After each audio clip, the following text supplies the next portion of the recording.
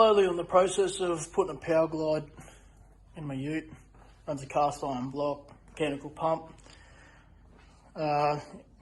Installed a IC7 dash running a factory ECU. It all works, but I haven't got the key on me. Transbrake button was wired in. A sneaky little fuse and relay down in there. Remove the pedal. We've got the happy button right there, so it activates it.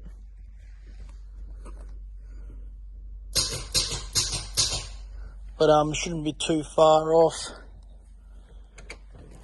getting that sorted. So slightly underneath, it's a FTI powerglide rated for 1800 horsepower.